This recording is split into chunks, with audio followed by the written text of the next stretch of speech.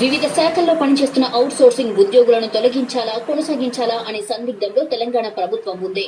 పదవి విరమణ చేసినా ఇంకా కొనసాగుతున్న రిటైర్డ్ ఉద్యోగులను తొలగిస్తూ మార్చిలో ప్రభుత్వం ఉత్తర్వులు జారీ చేసింది. దాంతో వేలాది మంది రిటైర్డ్ ఉద్యోగులు ఇంటి బాట పట్టారు. కొంతమందిని కంటిన్యూ చేశారు.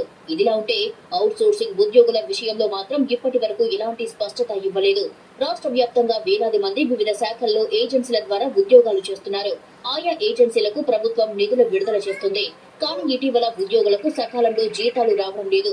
కొన్ని ఏజెన్సీలు 5-6 నెలల జీతాలు పెండింగ్ లో పెట్టినట్లు ప్రభుత్వం దృష్టికి వచ్చింది.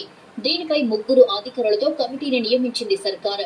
కమిటీ ఇచ్చే నివేదిక ఆధారంగా ఒక నిర్ణయం తీసుకుంటుంది.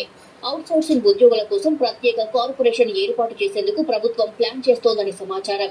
అన్ని శాఖల్లోని ఉద్యోగులను ఒకే గొడుగు కిందికి తీసుకువచ్చి కార్పొరేషన్ పరిధిలో కొనసాగేలా చర్యలు తీసుకోనున్నట్లుగా ప్రచారం జరుగుతోంది. ఇప్పటికే ఏపీలో ఈ విధానం ఉంది. అక్కడి సిస్టమ్ పై స్టడీ చేయాలని సర్కార్ భావిస్తోంది.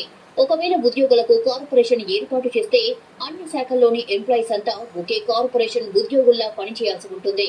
వీరికి ప్రత్యేక యూనిక్ కోడ్ ఇస్తారు. జీతాలు కూడా కార్పొరేషన్ నుంచే ప్రతి నెల వస్తాయి.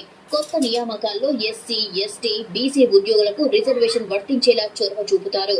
మహిళలకు రిజర్వేషన్ కల్పిస్తారు. నిజానికి సెక్రటేరియట్, కమిషనర్, డైరెక్టర్, జిల్లా కలెక్టరేట్లలో చాలా మంది సంవత్సరాల తరబడి అవుట్ సోర్సింగ్ లో పనిచేస్తున్నారు. కొన్ని శాఖల్లో అయితే వారిదే పెత్తనం.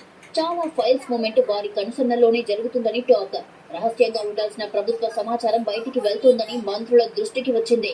రెగ్యులర్ ఉద్యోగుల కంటే కొన్ని శాఖల్లో అవుట్ సోర్సింగ్ ఉద్యోగులు అధికంగా ఉన్నారని, కొన్ని చోట్ల ఉండాల్సిన వారి కంటే తక్కువగా ఉన్నారని తెలుస్తోంది. అయితే ప్రభుత్వ ఉద్యోగుల మాదిరిగా వీరిని బదిలీ చేయడం, ఆప్షన్స్ ఇవ్వడం చేస్తే ఎవరికీ ఎలాంటి ఇబ్బంది ఉండదని భావిస్తున్నారు.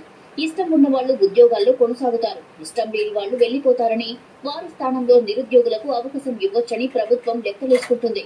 మరి దీనిపై ప్రభుత్వం ఎప్పుడు స్పష్టత ఇస్తుందో చూడాలి.